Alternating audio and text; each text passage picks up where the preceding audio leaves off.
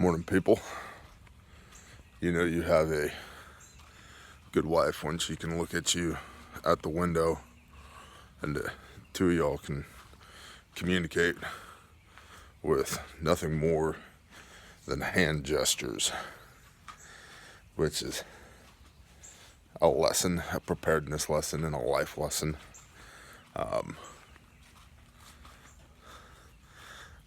I see lessons in pretty much everything. So if you're into preparedness, which you probably are, and that's probably why you're here, work on your hand signals. One more thing to jot down on your list of to-dos is hand signals. Yeah, I basically just let my wife know I was going to go talk with y'all for the next 20 minutes or so with under 3 seconds worth of hand signals, and she acknowledged and sent me on my way through the window because the baby is asleep. Thank you, God, because at 4:52 a.m. the baby was not asleep, and she's been up since 4-ish. I've been up since 4:52 because the baby had to have dada. Had to. And so that was fun. Anyway, this is our morning walk and talk. This field down here, our improved pasture area, it's got all these little things. I think they're scapes. I don't know. Y'all see that? No? This is a flower. Never mind. We've got these scapes up by our house, and they're delicious. The baby was running around eating them. Like, what are you eating? And I snatched one from her and ate it, and it's delicious. And if I have my knowledge correct, scapes are the top part of garlic, wild garlic. The little things they shoot up. They're delicious. So, I've had a lot of comments on things we should talk about. So, one of them was CME, coronal mass ejection, and solar flare, and EMP, and my thoughts on that. And, the fact of the matter is, I've shot a couple of videos on that already, and I've just never uploaded them because they never came out the way I wanted them to. So maybe number 3 is a charm. We'll give it a shot.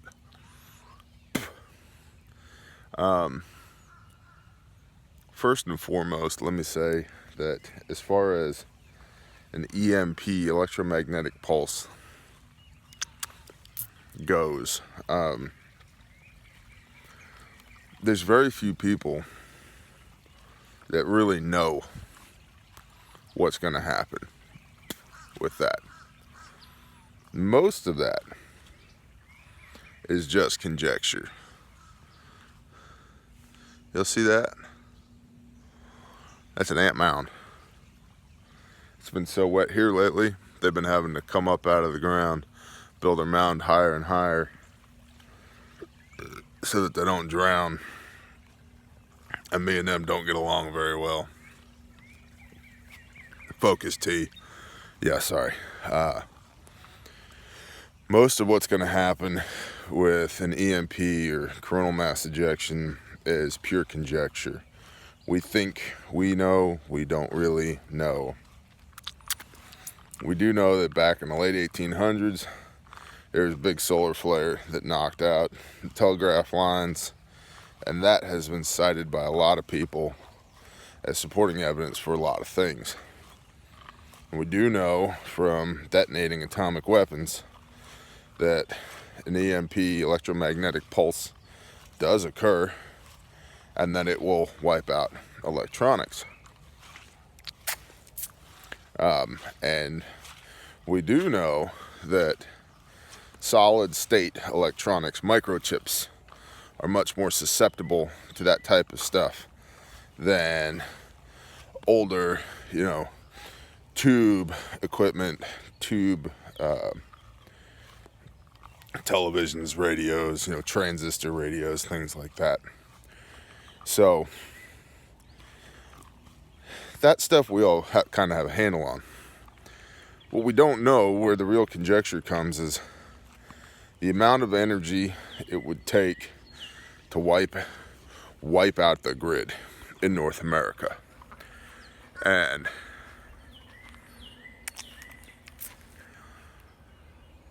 I don't know either. I know this. The aerial transmission grid in the United States, there's a lot of it. Hundreds of thousands of miles of transmission grid. That's the really big wires on the big metal towers. And millions of miles of distribution grid. That's the smaller wires, although still big, on wooden poles. They run up and down your county roads and rural roads and city roads. Although in cities now, they're starting to put everything underground as best they can, which we'll come back to. With all that wire up in the air, what we've created is an antenna. I'm sure some of y'all have seen those big radio antennas, radio antenna arrays. They're basically just arms that come up into the air with wires run around them. That's what the grid is an antenna. And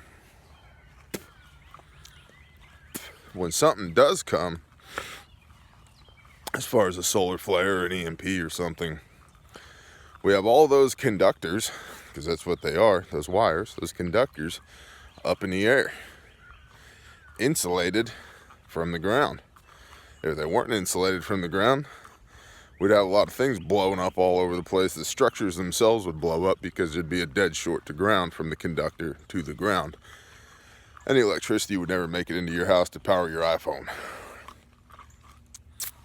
So it's insulated from the ground, which means that if that antenna array that we call the grid does receive an electromagnetic pulse, it very well could, in theory, funnel that through the wires in the air into the wires in your wall and out the wires in your wall to the wires connected to the back of all your devices and fry them. To say nothing of things that aren't connected to the grid, like cars, tractors, solar panels, two-way radios, whatever, right? I think there's a strong possibility, strong likelihood that things that are grid interconnected, you know, those of us that are on the grid, that our stuff definitely blows up from an EMP or CME, coronal mass ejection. The off-gridders, I think, stand a slightly better chance because they're not connected to that big wire array distribution and transmission network antenna. Does that make sense? Okay. Now, all that's entirely dependent upon the size of the coronal mass ejection or the size of the electromagnetic pulse.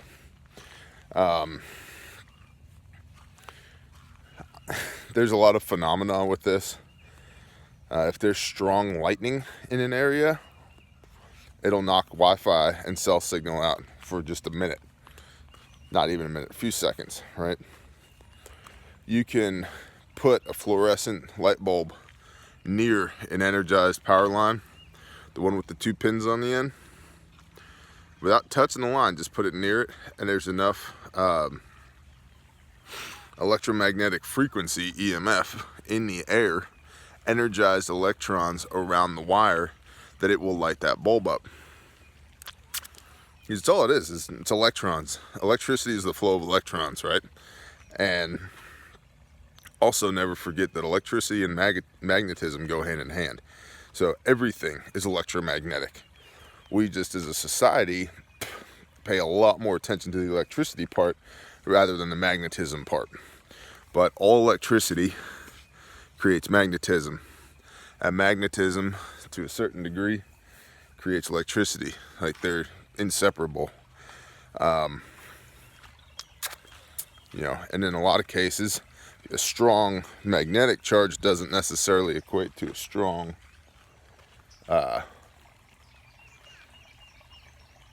electrical charge. Something just jumped into my creek. I heard a splash and saw a big old ring coming out of the creek body right over there. Probably a frog. There's a lot of bullfrogs here. Yeah, I know, they're good eating. No thanks. I'm good. Big old dog print. Big old dog print. And I must have stepped in some more ants because they're crawling all over my right leg. That's gonna feel good. Okay, so what should you do about coronal mass ejection, solar flare, electromagnetic pulse? What am I doing? I think is probably a good place to start. Not that much, to be honest with you. Not that much. Not because I don't think that it's not valuable, because I do think it is valuable, but I'm trying to get better and better at keeping the old ways. And what do I mean by that? What I mean is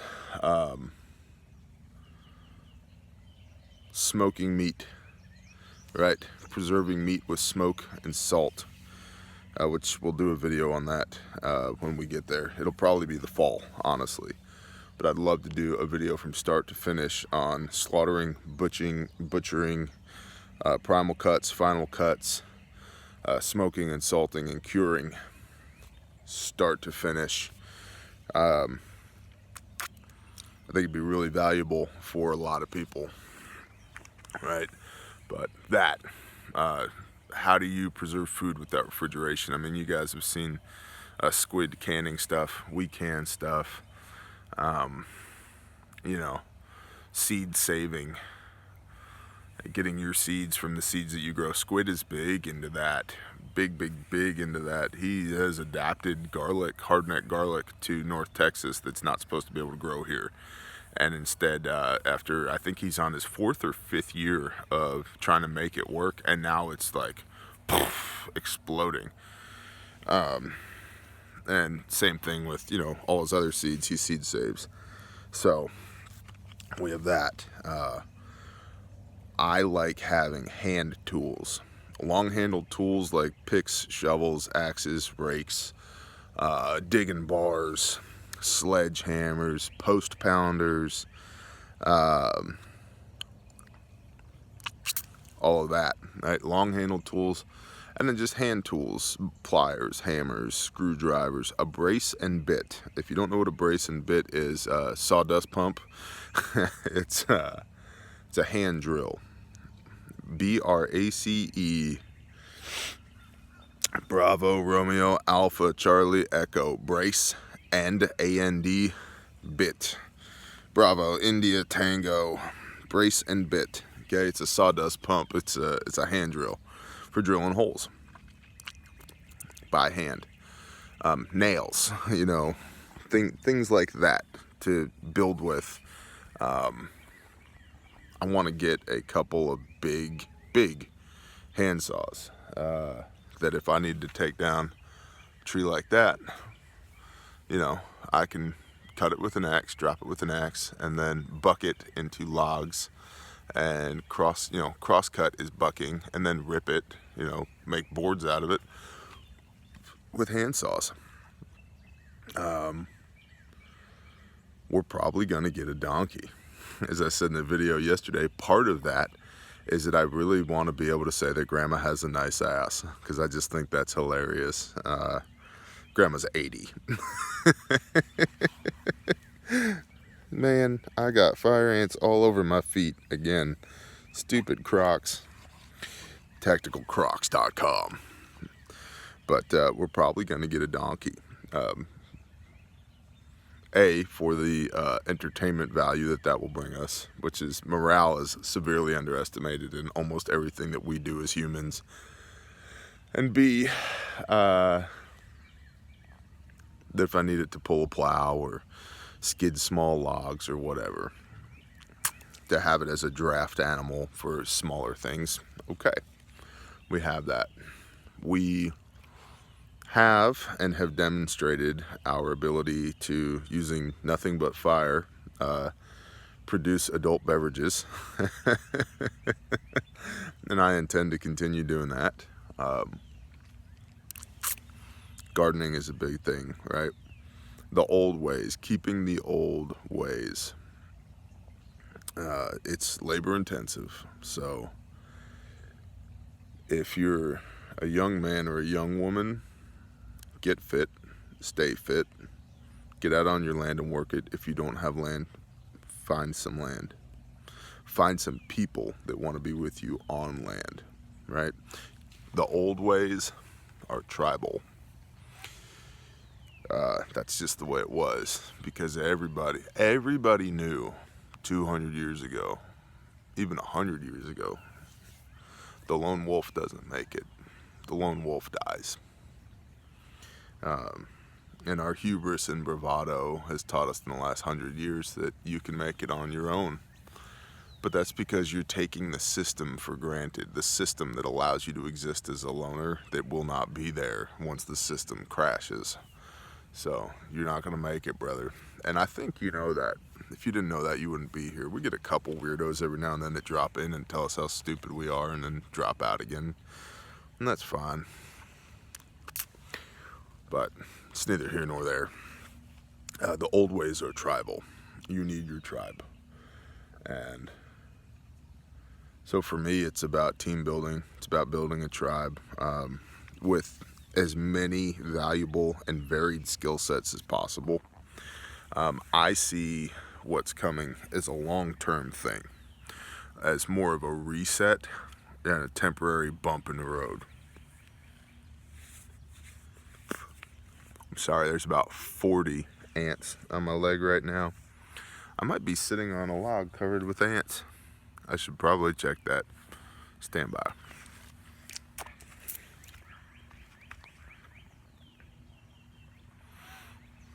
No. Oh, there's a pile right underneath the back of the log. Can y'all see that? That's cool. Good job, T. Good job. Situational awareness, D-. Good job. Okay, we'll move again.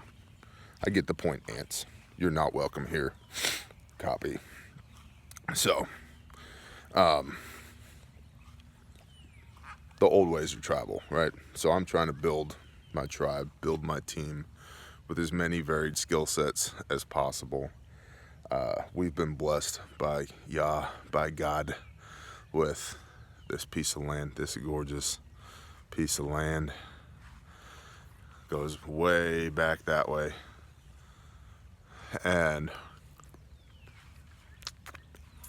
we are planting gardens, multiple gardens. We do not have all of our eggs in one basket, nor will we. We'll probably end up with 3 or 4 different gardens spread out around here. We are building gardens. We just got our chickens in. I'll be working on that the rest of this weekend. And we'll be getting goats. We'll get that donkey. And I'm probably going to get, I really need to get about 2 cows. And if I know me, I'll get about 6. That's how I tend to operate. Well, if 2 is good, 4 is real good, and 6 is good. So just get 6. Yeah. So, and then that turns into holy S. Now I've got to feed 6 cows. Oops.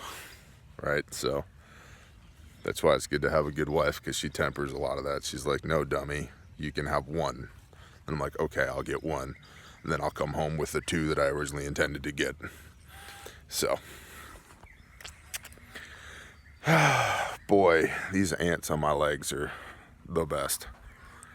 And they're the little fire ants here that are just mean, right? They're just very ouchy. Dusting my legs off. Okay. So, I guess statistically speaking, it's only a matter of time before we experience another solar flare. And there's a strong possibility that that solar flare wipes away our technological prowess in a heartbeat, right? It's gone. Our technological ability, I should say, gone. So, I don't know how bad it's going to be because I don't know how big the solar flare is going to be. And I think there's only a handful of people on Earth that know the answer to that question. I think everybody else is full of it as far as how big and how bad it's going to be. I think it's just pure conjecture. But people want to sound like experts on stuff. So they figure if they flap their jaws long enough and hard enough, that people will start believing they know what they're talking about. I don't know. I do know that your most basic systems depend on people. Your most basic equipment system is rifleman level gear, man portable system. What can you carry on your back for, 4 days, 4 hours, 4 weeks, 4 months, right? I've said before, a lot of y'all are running around with 4 months worth of gear on your back for 4 days worth of bug out. So you might want to think about that. I mean, for real, it's your back, your knees, your hips, your legs, your shoulders, your neck that you're hurting with all of your crap in your bag. So whittle down your 4 months worth of crap into 4 days if that's what your bug out is. Make it 8 days just in case things get really bad. But y'all got way too much stuff and you're too dependent on your stuff and not dependent enough on your skills. Mini rant over. Okay? Your basic platform, basic unit of measure is man portable, right? And your tools, basic tools, should be hand tools, man usable. Your basic garden system should be you with a hoe and a pick and a shovel. You and some buddies with that stuff, right? That way, yeah, you could plant a lot more, a lot faster with a tractor. But sooner or later, you're going to run out of diesel. Sooner or later, it's going to need ball joints. Sooner or later, you're going to blow a tire, right? Complicated systems degrade, right? KISS principle. Keep it simple, stupid. The more complicated something is, the more likely it is to fail. Well, right now, we have entire industries built around fixing things that fail. Those industries are built around supply chain logistics of people that manufacture the things that they need to fix the things that fail. Well, if all that goes away, sooner or later, things are going to fail and there's no way to fix them. So my recommendation to y'all is to get to the point where you can do things with your own two hands. Now, some of y'all are going to be older or less physically capable or whatever. Roger that. There's one of you out there I know that's really good at sewing and knitting and crocheting and all of that. I'm not, right? So this is where the team mentality comes in, because I will need socks. I'll need another one of these when this thing turns to mush, right? And I can't do that. I mean, I can, but it's not a skill set that I'm particularly good at. And I'm much more of a focus on your strengths and mitigate your weaknesses than build on your weaknesses. Because I think a lot of people spend years trying to get good at making Microsoft Excel spreadsheets when they hate Excel. My response would be hire somebody who's good at Excel and do what you're good at, right? I have a strong back and I have strong trades skills. That's what I'm good at. I'm not particularly good at a lot of other things, although I have a wide swaths of knowledge, I guess you'd say. But my point is, there is still room in a tribe, the tribe, for y'all that can't do 10, 12 hours of physical labor every day. Those that can do that labor will need to eat, right? They'll need a place to lay their heads. They will need clothes, right? They're going to need to be taken care of. And maybe your role is as a caretaker. Older gentlemen that have all the knowledge but are losing their physical ability, you, sir, are an instructor, whether you want to be or not. And not just in SHTF now, because there are young men that are just screaming inside for an older man to guide them in life and help them learn how to be a man, learn how to be a good man, right? Because when you teach somebody how to use these, you're also teaching them how to use this. And if you can get to them here and here, that means you can get to them here. If you can get to them here, you can get to them up here. And I know that because I've done that a lot with a lot of people. So, all right, you're 70 years old. Now what? That's what. Or you're 48 with 4 bad discs. Now what? That's what. Or you're 22 and you own nothing, but you got a strong back. Where do you fit in? There's always room in the tribe for a strong back. As long as you have a willing attitude and you can put your ego in check, and that goes for everybody, myself included. Tribe first in the macro, you first in the micro, but tribe first in the macro. And when you get out here, this is the macro, bro. This is the macro. Out here is where it's tribe first. Your quiet time in the morning is the micro. Your quiet time in the evening, if you're lucky enough to get that, is the micro. Okay? That's you time. Out here, middle of the day, this is the macro. This is us time. This is when I'm focused on you and you should be focused on me and everybody else. Okay? So, how do you get through a coronal mass ejection or an EMP? The same way you get through the rest of it. It's all the same. It's all the same. And I know that's a dumbed down, simplified version of what some of y'all might have wanted, some real detailed information. And the fact of the matter is, I don't have that. Not to the point that I'm comfortable giving y'all. I've built a lot of the grid. You guys know that. Done over 1,500 miles of highline. I am not the guy that has done the calculations on CME and EMP. I just know what I know, and so that's what we're talking about. The way you get through that is the way you get through everything else. A strong tribe,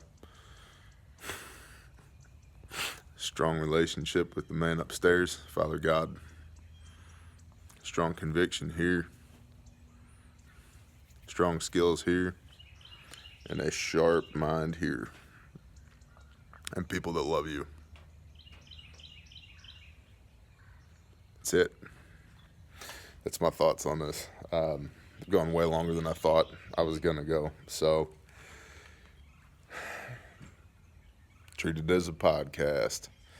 I hope this is helpful to you guys.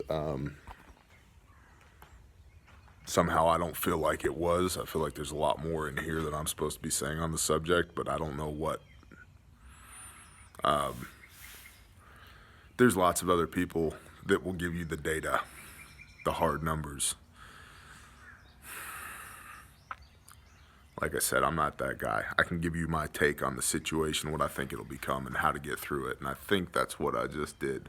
I think that was adequate. So, breathe. Be blessed today, people. I'll talk to y'all later. Bye.